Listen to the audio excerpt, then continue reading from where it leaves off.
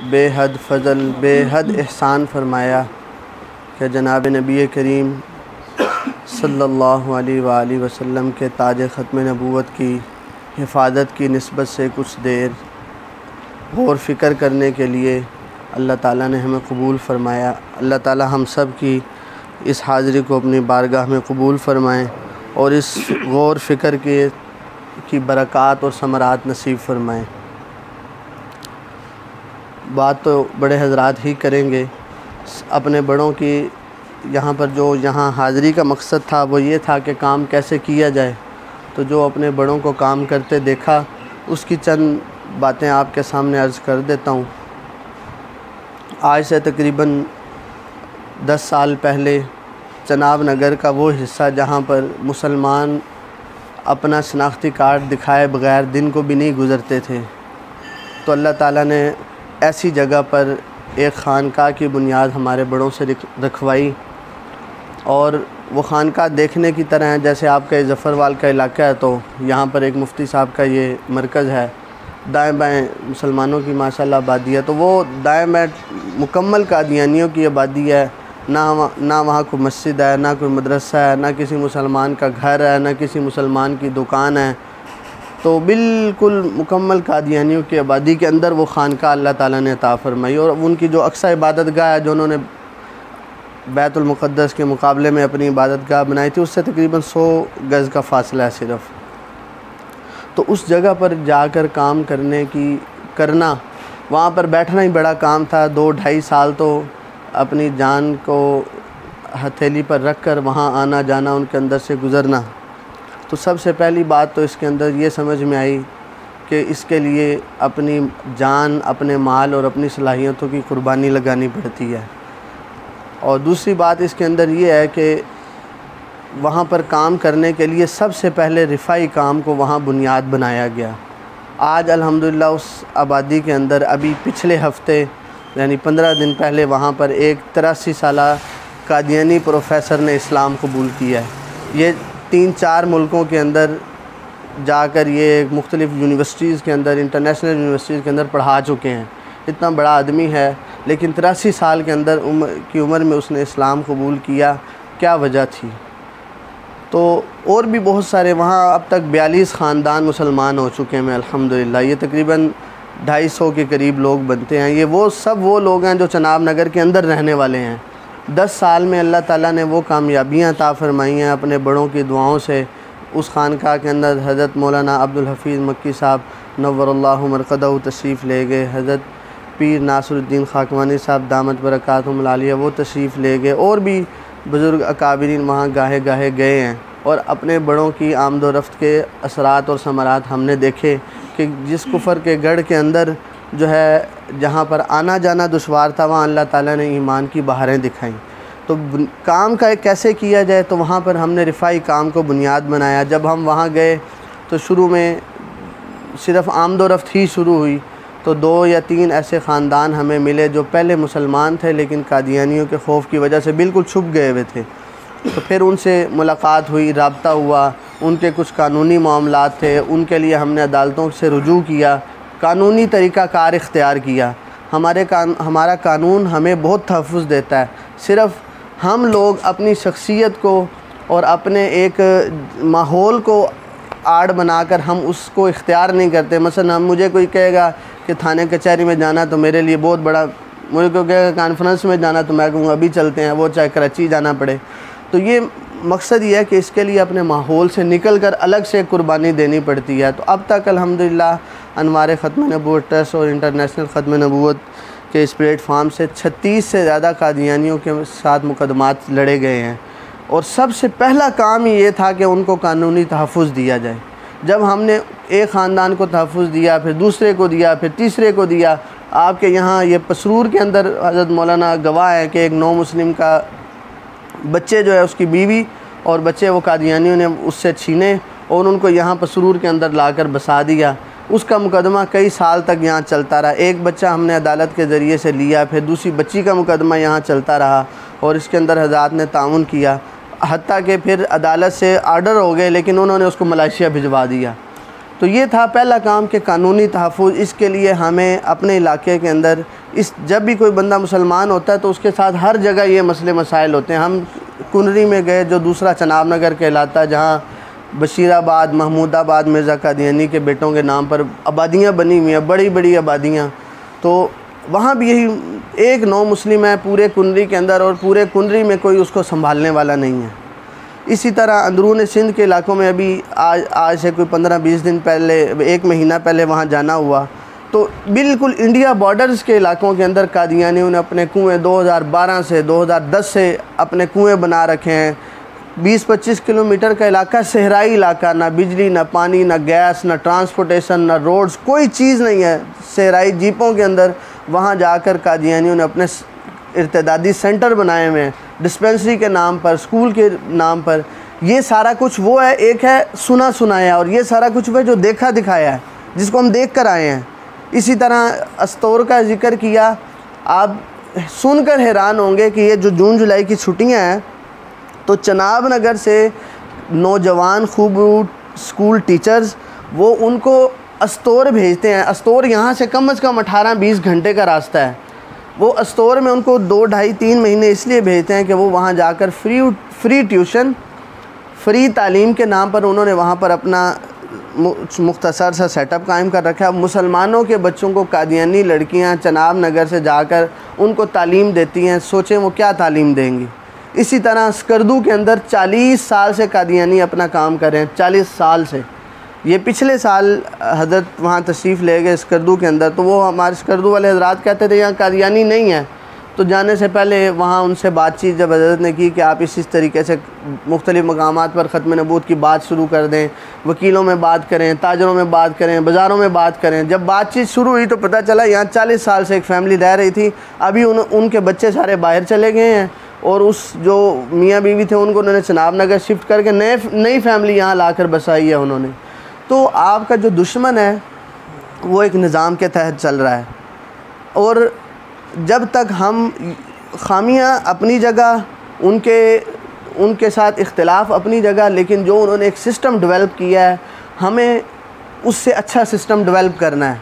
वसाइल हमारे पास नहीं है, कोई बात नहीं है, लेकिन हमारे साथ अल्लाह रब्बुल इज़्ज़त की मदद, नबी करीम सल्लल्लाहु अलैहि वसल्लम का साया और आपकी नज़र हमारे साथ है। तो वहाँ पर सबसे पहले ये लीगल प्रोटेक्शन थी, जो कानूनी मदद हमने उनको दी। उसके बाद वहाँ पर माहाना राशन का सिलसिला शुरू किया। इस वक्त चनाब नगर के अंदर जो माहाना राशन है वो 100 से ज़्यादा ख़ानदानों को दे रहे हैं। उसके फ़वाइद क्या हुए? आज से 6 साल पहले सर्विस करवाया तो हमें पता चला कि 100 से ज़्यादा मुसलमान बेवा औरतें मुख्तलिफ़ देहातों से चनाब नगर आती हैं, और वो कादियानियों के घरों में 100 रुपये, 150 रुपये दिहाड़ी पर काम करती हैं। तो कादियानी क्या करते हैं कि शाम को 100-150 रुपये, उनको भी पता है कि 40 रुपये तो उसका रक्शे का किराया लगना है, उसने जाकर घर में क्या 100-150 में करना है। तो उन्होंने क्या करना, शाम को जाते हुए उसको सालन दे देना, कभी रोटी दे देनी है, कभी किसी ने कहना बच्चे बीमार हैं तो उन्होंने उसके लिए ख़र्चा दे देना है। अब मुसलमान ख़ातून को जब उन्होंने अपने एहसानात के नीचे दबा लिया है, तो आप ये देखें कि आने वाली जो उसकी नस्ल है, किसी के 4 बच्चे हैं, किसी के 5 बच्चे हैं, किसी के 6 बच्चे हैं, तो ये बच्चे किधर जाएंगे? इनका रुझान किस तरफ होगा? वो मुर्तद नहीं भी होता है तो कम अज़ कम वो कभी कादियानियों के ख़िलाफ़ खड़ा नहीं होगा। उस एक माहौल वहाँ बनाया गया। तो हमने वो सर्वे करवाया, फिर हमने उन ख़वातीन से इनफरादी तौर पर उनको बुलाया। तो हमने वहाँ 25 ख़वातीन को अब तक सिलाई मशीनें तकरीबन हम दे चुके हैं।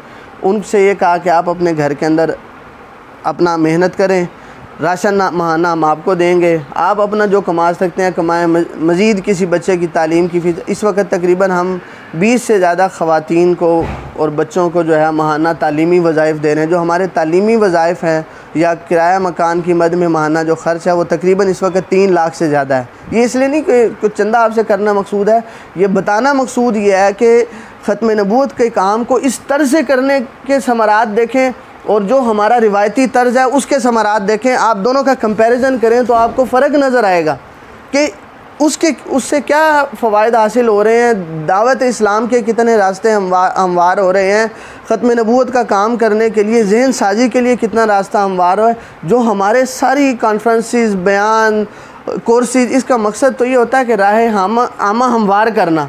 तो ये राह आमा हमवार करने का एक ये तरीका भी है कि उसको हम रिफाई अंदाज से करें। इसी तरह वहाँ पूरे चनाब नगर के अंदर एक ही वाटर फिल्ट्रेशन प्लांट है जो चनाब नगर में कादियानियों ने अपने बाज़ार में लगवाया था। गवर्नमेंट का पैसा ज़मीन कादियानियों की और वहाँ पर उन्होंने लगवाया।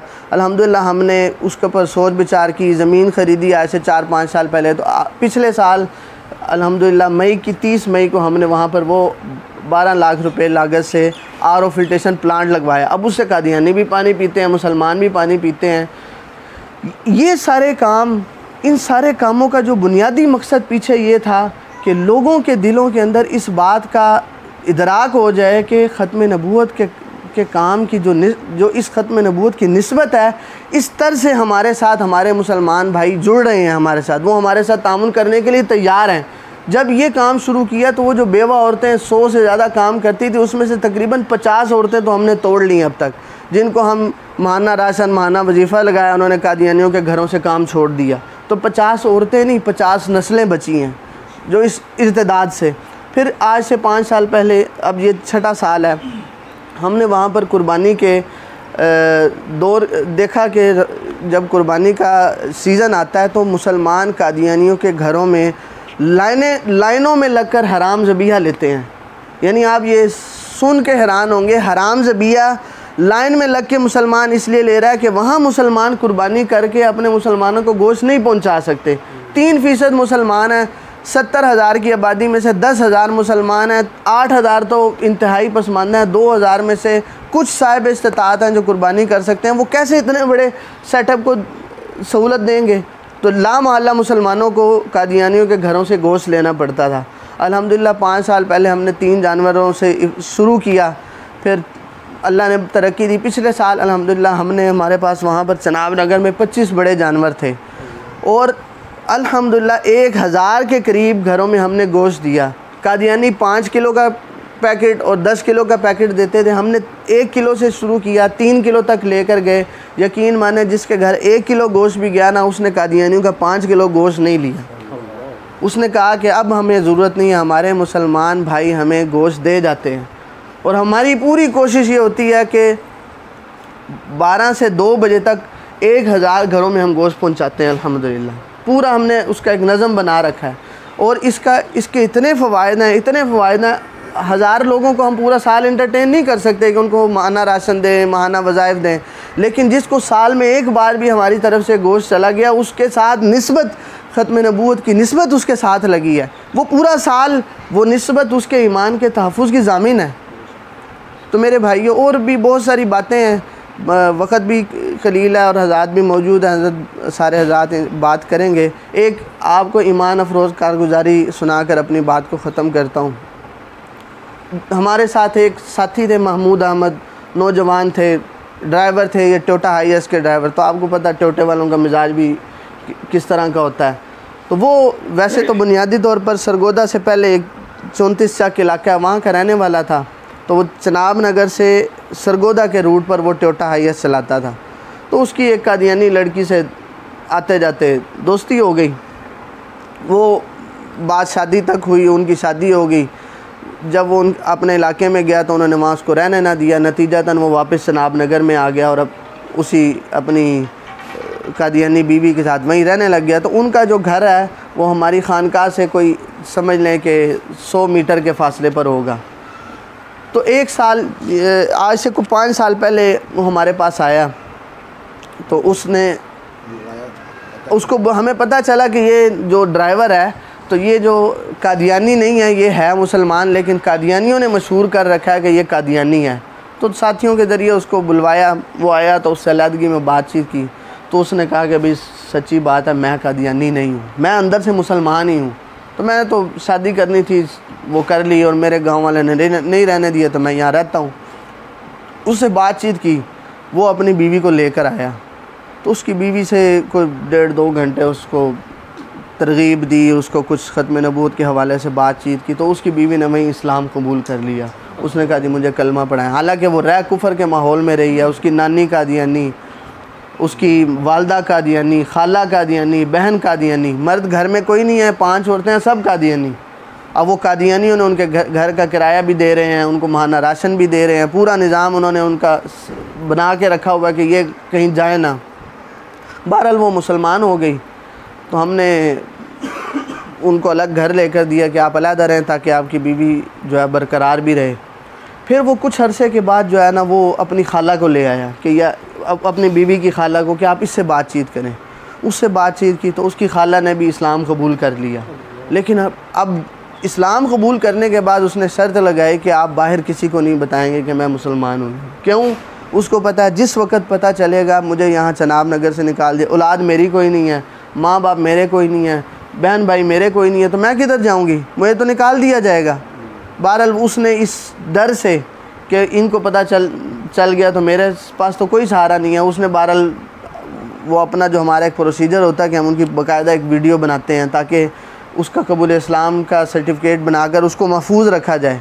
तो उसने शो ना होने दिया। लेकिन बात महमूद की बता रहा हूँ कि ये महमूद का एक जज्बा था जो एक वैगन ड्राइवर है, और वो फिर उसके बाद भी वो मुसलसल वहीं रहा। रोज़ाना उसने पैदल जाना, बाज़ार के अंदर से कादियानियों से गुज़र के जाना भी और आना भी वहीं। और ख़त्म नबूवत का कोई काम है, महाना राशन के अंदर किसी का राशन पहुंचाना है, उसने कहना जी मैं राशन पहुंचाता हूं। तो जब कुर्बानी का सीज़न आना उसने टोटा ले आना, सारा दिन अपने घर भी बच्चों को छोड़ के उसने कुर्बानी के लिए 250-300 घरों का गोश्त उसने टोटे में रखना। उसने कहना जी इस इलाके में मैं गोश्त तकसीम करके आता हूँ। तो आज से कोई 2 साल पहले सरगोदा से चनाब नगर आने के लिए निकला तो उसकी वैगन का एक्सीडेंट हुआ डंपर के साथ। तो वो बेचारा शदीद ज़ख्मी हुआ और कोमे में चला गया। तकरीबन कोई 15 दिन वो बेहोश रहा हॉस्पिटल के अंदर। तो 15 दिन के बाद उसको होश आई। जब इतना शदीद ज़ख्मी बंदा और इतनी तकलीफ़ के अंदर जब होश आता है तो नॉर्मल फितरतन इंसान कराहता है तकलीफ़ से, और सवालात भी होते हैं, तकलीफ़ भी होती है। तो जब वो होश में आया तो उसने कलमा पढ़ना शुरू कर दिया। तो 15 मिनट तक वो अपने वार्ड के अंदर, कई लोग थे, उसके घर वाले भी थे और भी मरीज़ थे, 15 मिनट तक वो कलमा पढ़ता रहा। और 15 मिनट कलमा पढ़ते पढ़ते वो अपने अल्लाह के पास पहुँच गया। ये जो उसको अल्लाह ताला ने इतनी बड़ी औलिया और वलीउल्लाह की मौत उसको दी है, ये हम ये समझते हैं कि ये जो उसके दिल के अंदर जज्बा था, गाड़ी नहीं थी बेचारे की और बाकी जो भी मामलात थे तो अल्लाह के साथ, लेकिन ये जो रसूलुल्लाह सल्लल्लाहु अलैहि वसल्लम के ताज ख़त्म नबूवत की के अंदर, इस मिशन के अंदर अपनी इस्तिताअत के मुताबिक, अपने सलाहियत के मुताबिक जो उसने वक़्त लगा सकता था वक़्त लगाता था, सलाहियत लगा सकता था सलाहियत लगाता था। अल्लाह ताला ने उसकी निस्बत से उसको इतनी अजीम शान मौत, काबिल रश्क मौत दी। तो मैं आप हज़रात से ये कहूँगा कि इसके लिए ज़रूरी नहीं है कि आपके पास लंबे चौड़े पैसे होने चाहिए और आपके पास कोई बड़ा ओहदा होना चाहिए। बस अल्लाह ताला से हम सब को ये मांगना चाहिए कि अल्लाह ताला हम सब को रसूलुल्लाह सल्लल्लाहु अलैहि वसल्लम के ताज ख़त्म नबूवत की हिफाजत के लिए हमारे पास जो सलाहियत है, हमारे पास जो वक्त है, जो कुछ भी अल्लाह ताला उसको कबूल फरमा लें। तो अल्लाह ताला ख़ुद रास्ते भी दिखाते हैं और फिर अल्लाह ताला मामलात को भी ख़ुद आसान करते जाते हैं। अस्सलामु अलैकुम व रहमतुल्लाह।